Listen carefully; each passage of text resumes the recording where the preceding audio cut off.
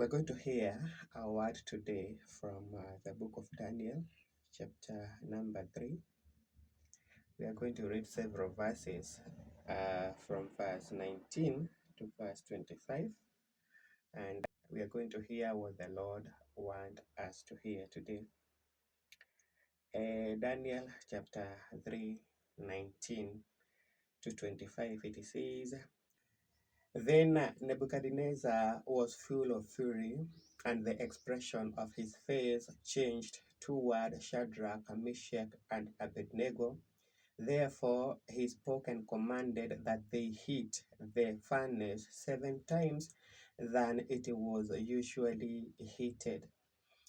And he commanded certain men of valor who were in his army to bind Shadrach, Meshach, and Abednego and cast them in the burning fiery furnace. Then these men were bound in their coats and trousers, their turbans and their garments, and were cast in the midst of the burning furnace. Therefore, because the king's command was urgent, the furnace was exceedingly hot. The flame of fire killed those men who took up Shadrach, Meshach, and Abednego. And these 3 men, Shadrach, Meshach, and Abednego, fell down bound in the midst of the burning furnace. Then King Nebuchadnezzar was astonished. He rose in haste and spoke to his counselors. Did we not cast 3 men bound into the midst of the fire? They answered and said to the king, True, O king. Look, he answered, I see 4 men loose, walking in the midst of the fire, and they are not hurt. And the form of the 4th one is like the Son of God. These are during the time of Nebuchadnezzar, and the children of Israel had been taken captive to Babylon. And these 3 men were among the captives that had been brought to Babylon from Judah. And there had been a command that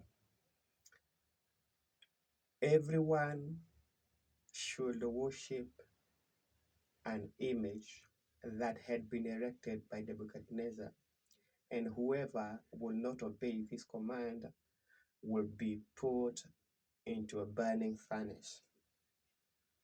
And these 3 men, because they were God-fearing, refused to adhere to what had been commanded. And therefore, just as the king had said, they were to be thrown into a fiery, burning furnace. And therefore, this happened.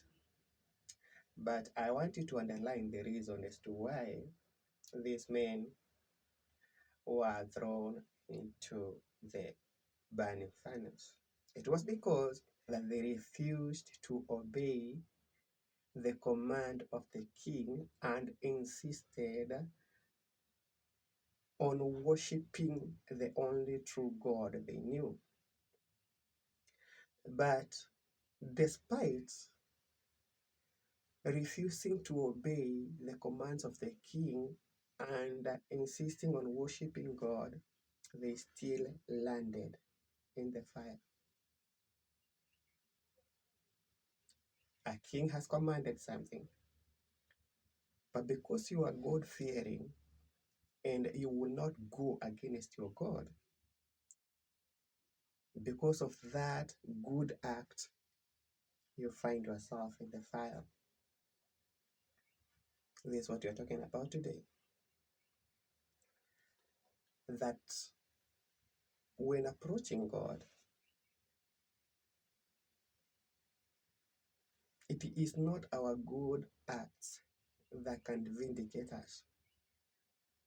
our doing good can still land us in trouble. And the only thing that can vindicate us is when God is in that good thing that you are doing.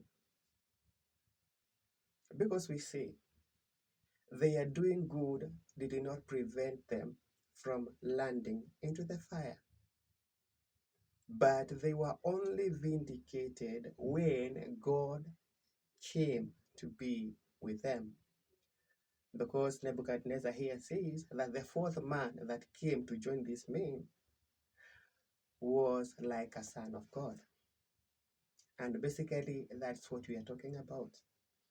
That unless God is in the good I am doing, it may not help me in any way. And therefore, when approaching Him, when I do something good, I have been righteous, I have been fasting, I've been helping the poor, then I approach God with that entitlement. God, you can see what I have been doing and I deserve your blessings. We get the point wrong. Why? Because unless He is in whatever you are doing, it may not avail anything. And this to tell us that whatever you do, the Bible tells us that do expect